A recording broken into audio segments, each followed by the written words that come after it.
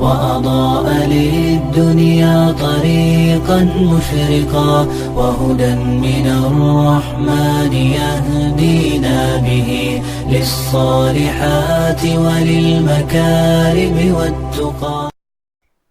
السلام علیکم ورحمۃ اللہ وبرکاتہ. بسم اللہ الرحمن الرحیم.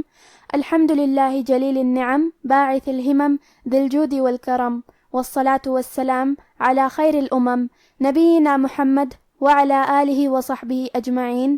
اما بعد. رب اشرح لی صدری ویسر لی امری واحلل عقدۃ من لسانی یفقہ قولی. شروع کرتی ہوں اللہ کے نام سے جو بڑا مہربان نہایت رحم کرنے والا ہے. بإذن اللہ آج کے درس نمبر 162 میں سورۃ الحاقہ آیت نمبر 25 سے آیت نمبر 29 تک کی شرح اور ترجمہ سماعت فرمائیں گے. تو شروع کرتے ہیں. اعوذ باللہ من الشیطان الرجیم. وَأَمَّا مَنْ أُوتِيَ كِتَابَهُ بِشِمَالِهِ فَيَقُولُ يَا لَيْتَنِي لَمْ أُوتَ كِتَابِيَهْ. کلمت وَأَمَّا میں حرف المیم پہ تشدید ہے، لہذا ہمیں میم کو 2 حرف کے برابر پڑھنا ہے کیونکہ تشدید کی اصلیت 2 حرف ہے. جیسا کہ یہاں حرف المیم ہے تو یہ 2 میم ہے، میم ساکن اور میم متحرک. کلمت کتابہ میں تا کے اوپر کھڑا زبر ہے تو یہاں مد الف ہے، ہم اپنی آواز 2 مد کے برابر لمبی کریں گے. آخری میں حرف الہا پہ الٹا پیش ہے، یہاں حکم ہے مد صلہ صغرا، ہمیں اپنی آواز 2 مد کے برابر لمبی کرنا ہے. کتابہ بشمالہ. کلمت بشمالہ کے آخر میں ہا کے نیچے کھڑی زیر ہے، یہاں بھی حکم ہے مد صلہ صغرا، تو ہم اپنی آواز 2 مد کے برابر لمبی کریں گے. بشمالہ فیقول. کلمت فیقول میں حرف القاف کی ادائیگی زبان کے جڑ اور تالو کے نرم حصے سے ہے. کیونکہ قاف حروف التفخیم میں سے ہے تو ہم یہ حرف کو موٹی آواز میں پڑھیں گے. آخری میں حرف اللام پہ پیش ہے تو ہمیں پیش کو ظاہر کرنا ہے. کلمت اوتا میں یہاں حرف التا پہ زبر ہے، لہذا ہم زبر کو ظاہر کریں گے. کلمت کتابیہ کے آخری میں ہا ساکن ہے، لہذا ہم یہ کلمہ پہ رکیں گے تو ہمیں ہا کو ظاہر کرنا ہے. وَأَمَّا مَنْ أُوتِيَ كِتَابَهُ بِشِمَالِهِ فَيَقُولُ يَا لَيْتَنِي لَمْ أُوتَ كِتَابِيَهْ وَلَمْ أَدْرِ مَا حِسَابِيَهْ. کلمت ادری میں حرف الدال پہ جزم ہے، لہذا ہمیں دال کو قلقلہ سے پڑھنا ہے، اور قلقلہ کا معنی ہے حرف ساکن کو ہلانا، تو ہم حرف الدال کو ہلاتے ہوئے یہ کلمہ کو پڑھیں گے. ادری.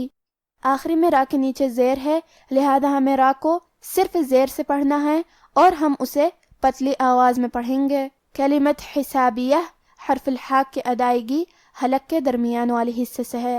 آخری میں یہ کلمہ پہ رکیں گے تو ہا پہ رکیں گے، لہذا ہمیں ہا کو ظاہر کرنا ہے.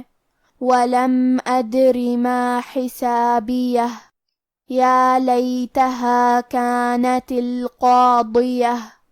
کلمت القاضیہ میں حرف القاف ہے اور اس کے بعد مد الف ہے. مد الف اپنے پیچھے والے حرف کا حکم لیتا ہے تفخیم میں اور ترقیق میں، تو کیونکہ اس کے پہلے حرف القاف کا حکم ہے تفخیم تو ہم قاف کو اور مد الف کو دونوں کو موٹی آواز میں پڑھیں گے. حرف الضاد کی ادائیگی زبان کے کروٹ اور اوپر کے داڑھوں کے جڑ سے ہے. ضاد بھی حروف تفخیم میں سے ہے تو ہم یہ حرف کو بھی بھاری آواز میں پڑھیں گے. القاضیہ. آخری میں تا مدورہ ہے، ہم یہ کلمہ پہ رکیں گے تو اس پہ ہا سے رکیں گے. یا لیتہا کانت القاضیہ ما اغنی عنی مالیہ. کلمت ما کے آخری میں الف پہ مد کا علامہ ہے. یہ مد جائز منفصل ہے، اور مد جائز منفصل کا معنی ہے کہ حرف المد پہلے کلمہ کے آخری میں ہو اور اس کی وجہ جو کہ حمزہ ہے وہ دوسرے کلمہ کے شروعات میں آئے. اس مد میں ہم اپنی آواز 2 سے 4 مد کے برابر لمبی کریں گے. کلمت اغنا میں حرف الغین کی ادائیگی حلق کے اوپر والے حصے سے ہے. کیونکہ غین حروف تفخیم میں سے ہے تو ہم یہ حرف کو بھاری آواز میں پڑھیں گے۔ کلمت عنی میں حرف نون پہ تشدید ہے، لہذا ہمیں تشدید کو ظاہر کرنا ہے اور 2 حرف کے برابر حرف نون کو پڑھیں گے۔ ما اغنا عنی مالیہ، ہلک عنی سلطانیہ۔ کلمت ہلک میں ہا پہ اور لام پہ اور کاف پہ تینوں پہ زبر ہے، تو ہمیں یہ تینوں زبر کو برابر سے ادا کرنا ہے۔ کلمت سلطانیہ، یہاں حرف اللام ہے اور اس پہ جزم ہے، تو ہم لام کو ظاہر کریں گے۔ حرف الطو حروف التفخیم میں سے ہے، تو ہمیں یہ حرف کو بھاری آواز میں اور منہ پھلا کے پڑھنا ہے۔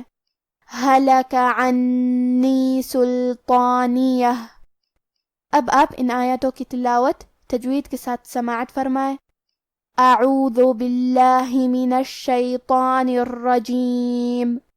وَأَمَّا مَنْ أُوتِيَ كِتَابَهُ بِشِمَالِهِ فَيَقُولُ يَا لَيْتَنِي لَمْ أُوتَ كِتَابِيَهْ وَلَمْ أَدْرِ مَا حِسَابِيَهْ يَا لَيْتَهَا كَانَتِ الْقَاضِيَةَ مَا أَغْنَى عَنِّي مَالِيَهْ ہلک عنی سلطانیہ۔ اور جس کا نامہ اعمال اس کے بائیں ہاتھ میں دیا جائے گا تو وہ کہے گا اے کاش مجھ کو میرا اعمال نامہ نہ دیا جاتا اور مجھے معلوم نہ ہوتا کہ میرا حساب کیا ہے۔ اے کاش موت میرا کام تمام کر چکی ہوتی، آج میرا مال میرے کچھ بھی کام نہ آیا، مجھ سے میرا اقتدار جاتا رہا۔ آج کا ہمارا درس یہیں ختم ہوتا ہے۔ وصلی اللہ علی نبینا محمد وعلی آلہ وصحبہ اجمعین، والسلام علیکم ورحمۃ اللہ وبرکاتہ۔